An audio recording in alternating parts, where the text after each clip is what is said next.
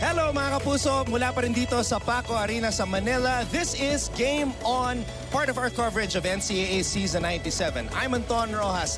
At alam nyo po mga kapuso, nung nalaman ko na magkakaroon ng NCAA Season 98 this coming September, na-excite ako dahil napakaganda ng ating napanood na basketball season kamakailan lamang. So, with that said, we are going to have an early preview of the men's basketball tournament para sa Season 98 ng NCAA. And there is no better person to have on the show today for that discussion.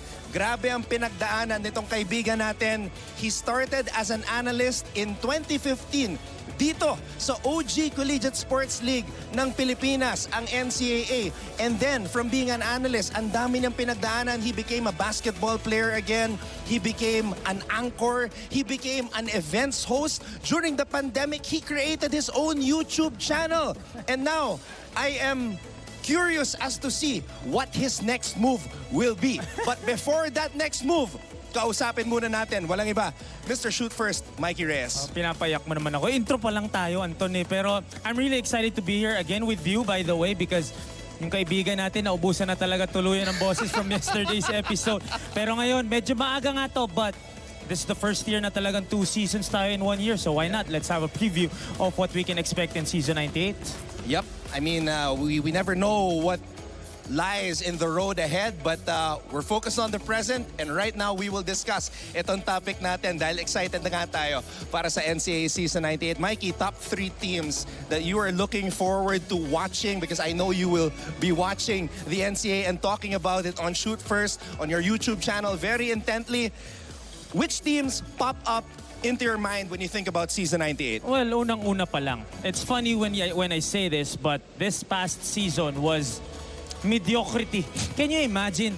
3rd place, and that is mediocrity. Not because there's not a shot at them, but this is the standard that they set for themselves. The first time in 17 years na hindi sila nag-finals. The first time in 17 years na hindi sila top 2 spots to end the elimination round. That is the dominance of the Beda University Red Lions. And this coming season, you can expect that they will be back with a vengeance. And the first thing na aabangan natin throughout this offseason is who will be at the helm once we start Season 98. Because just a few weeks ago, nasabi na nga that Coach Boyd Fernandez has stepped down. Napag-usapan na rin sa Game On na past few episodes ago kung sino mga potential na magiging head coach ng Beda. But if you look at their core, they're intact. James Quequete has decided to stay 1 more season.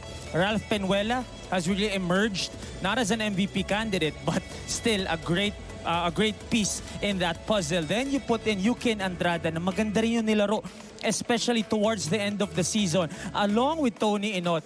And of course, the Cool Cub only played in 5 games in that season, but still a lot of experience na dadalhin itong mga panibagong ito. And again, like what I said earlier, the first time not to reach the finals since 2006. Napakatagal na nun, Anton. So the dominance of Beda, you can expect na babalik at babawi sila. So while Mikee Reyes is here, I am going to shoot a burning question to this man. Let's say Aldin Ayo becomes the head coach of Beda. Let's just say it happens. What do you think the effect will be on the Red Lions? Oh, that will unang-una, that will shake the whole landscape of not just the NCAA, but college basketball in general. Coach Aldin Ayo, if he does come in, he is known to be a guy who can maximize talent. Yes, there is a bit of inexperience when you talk about the young guns of Beda, but if you have older pieces like Franz Abuda, you have James Quequete, Cantapay. So, yung mga yon, and idadagdag mo yung mga bata, you know that Coach Aldin can maximize that type of talent. But, you know, the last time we saw Coach Aldin here, minaximize niya. Yung Letran, nag-championship agad yun. So, tingnan natin. Malalaman natin in the next few weeks siguro, Anton. I will change the name in that question. What will the effect be on the Beda Red Lions if Coach Frankie Lim returns to Coach Beda? Well, when you talk about the dynasty of Beda, sabi nga natin since 2006, I believe that Coach Frankie Lim, no shot at the other coaches, but has the biggest imprint in all those championships because yung tagal niya dun. And we know, alam naman natin when he left San Beda, it wasn't because of how he coached. It wasn't because of how he dealt his game plan and all that. It was with what happened. Pero, Coach Frank Lim, that is championship pedigree. And I'm not talking about one championship. I'm talking about 3 in 4 years. Naisahan lang siya ni The Beast Calvin Abueva. But still, Coach Frank Lim would be a big boost para sa San Beda if he does come back. That will inject so much excitement for NCAA Season 98. I can't wait to see what will unfold as to who will be the new head coach of the storied Red Lions. Another team, Mikey, that you see will be making an impact are the EAC Generals. Yes, and a big thing as to why I believe the EAC Generals could be a legitimate team come this season is because of Allen Liwag. Allen Liwag being discovered again by international or at least the Gilas program in which naglalaro sa international. Malaking bagay yun for this rookie, and again the versatility, the height, the length is there. Along with Ralph Robin, who also emerged in season 97. Hindi siya masyadong narinig nung season 96 or 95, but this past season became one of the best scorers in the league, along with King Gortiza na medyo was hounded with injuries throughout season 97. And then you add a veteran JP Maguliano.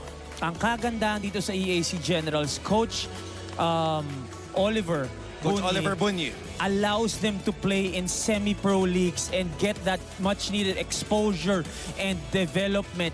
And like what I said here, showed glimpses of brilliance but was just inconsistent. They lose 2 guys though. I mean, Marwin Taiwan and your favorite CJ Kadwa, but still, aangat itong mga players ito because of this the short off-season and of course, yung momentum na dala nila galing sa season 97. I thought we were done giving the shout-outs to CJ Kadwa, but while we're here, he was drafted. He was drafted to the pros. Yeah, that's right. Bully ball. Okay. The final team, and I'm not surprised with this because this is a team that I'm also expecting to reach the next level because of what they showed in season 97, the University of Perpetual Help System Dalta. Grabe, the triangle is looking good under Coach Mike Sagigit. What's funny is we talked about San Beda kanina. At 3rd place, we felt it was mediocrity again with that standard that they set. For Perpetual, I believe they overachieved. They finished at 5th place. They won against napasok sila dun sa step ladder or dun sa play-in tournament natin. Pinasok nila yun. They just lost Kim Aurin in the most important matchup of the season due to, I believe, COVID-19. Pero ang kagandahan dito sa Perpetual Altas, wala namang umalis. Number 1 thing, they brought back Kim Aurin. He decided to play out his final year of eligibility, and again, that is the leader that you have along with the big 3. Kasama dyan si Jello Razon and of course Jeff Egan. And I think we can agree the best rookie coach. Oh yeah. Probably would have been Coach Mike Sagigit other than Coach Charles Stew. But to maximize this type of lineup, and like what you said, you felt like coming into the season, they were the most well-conditioned team and most prepared team.